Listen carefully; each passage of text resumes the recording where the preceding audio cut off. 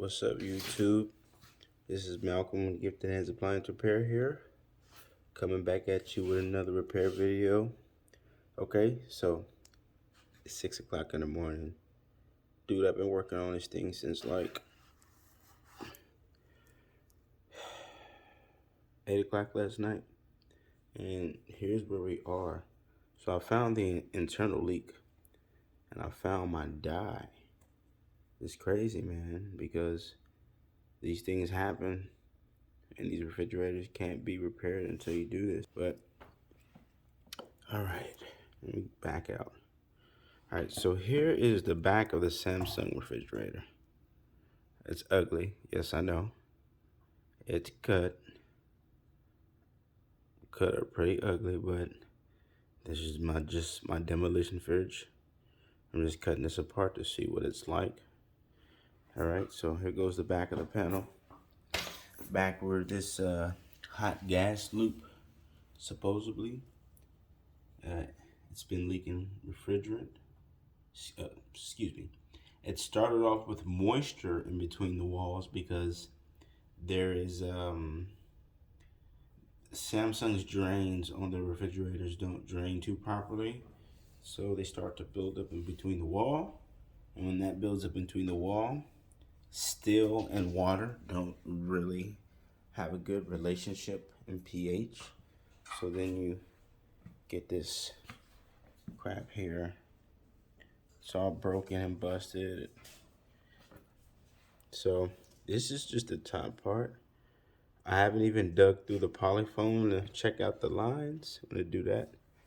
I haven't even cut this part out here, but I've definitely put dry nitrogen in the system, and it is going fast.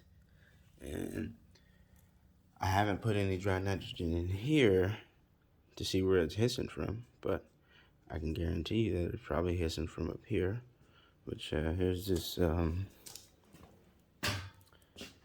Samsung refrigerator. I'll gut it out. I've already done the leak test on both of these evaps, and they're good to go. The problem lies here within the walls of this refrigerator. Let me see if I can get a zoom in. Dang, dude, that's kind of bright. Oh man, that's real bright. Wait a minute.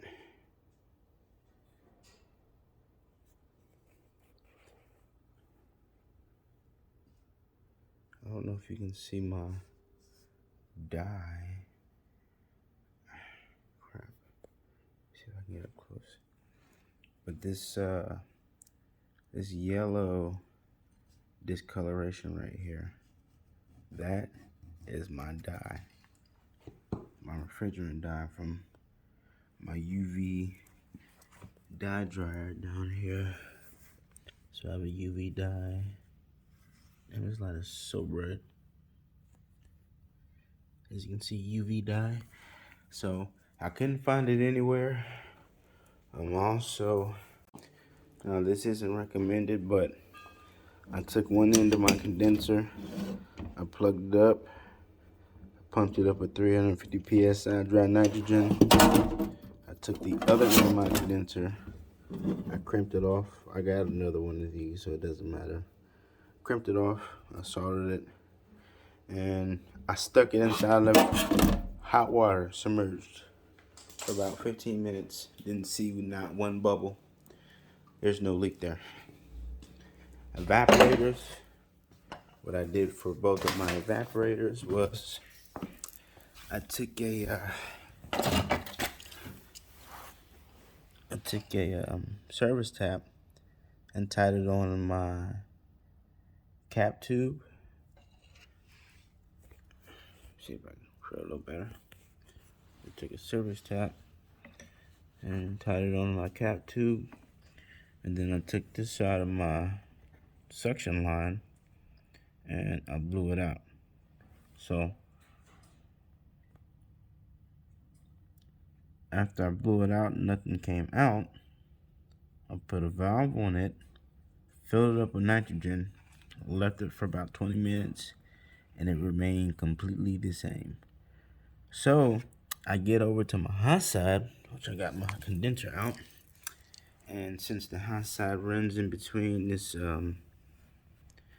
filter dry line here, so it goes out of the condenser, it goes up through this hot gas line, comes all the way back down through here, through the dryer into the cap tube, and if you got a three-way valve back there, it controls, but this goes directly to the refrigerator evaporator.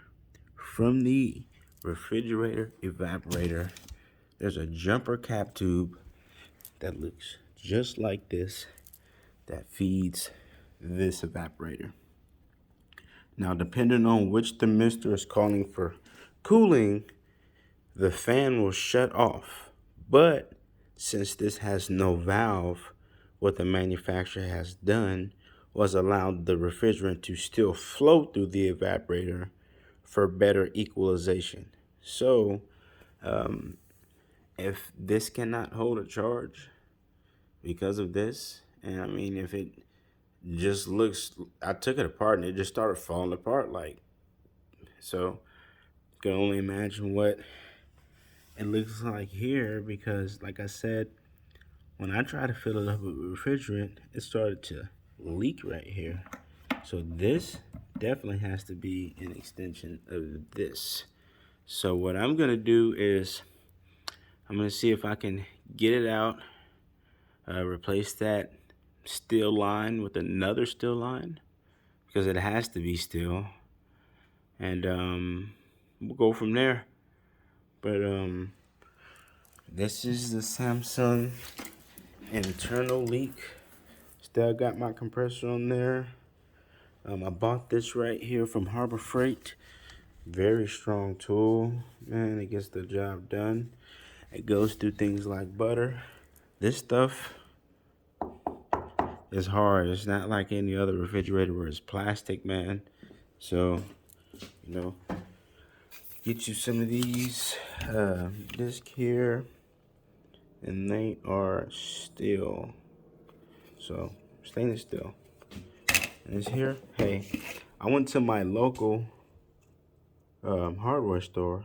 This was like $104. I went to Harbor Freight Tools, 20 bucks. I would never shop at my local hardware store again. Never. But just thank you for tuning into this. This is far over. I'm gonna complete this job, and we're gonna make sure that we get this up and running, make it nice and working like usual. I just want to thank each and every one of you for tuning in. If you have any questions, if you have any questions or concerns, don't hesitate to ask me. You know, I'll talk back.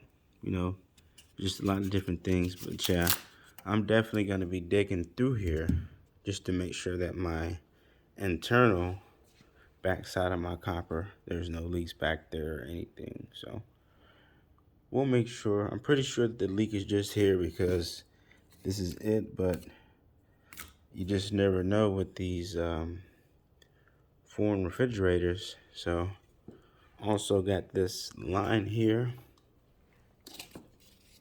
and it goes directly into my ice maker. So gotta check that out there. So this is just part number 2 of cutting it open and exposing the leak, as I was showing you before back here. Anytime you see something like this on the back of a fridge and it's not cooling right, it ain't right, man. You know, something's going on back here, like big time. And you know, for this to be a high-end refrigerator and for somebody to spend a lot of money on this, some pretty crap to happen. But anyways, if you like this video, drop a thumbs up. I will be doing more repair videos in the future. Again, this is Malcolm with Gifted Hands. We signing out. Adios.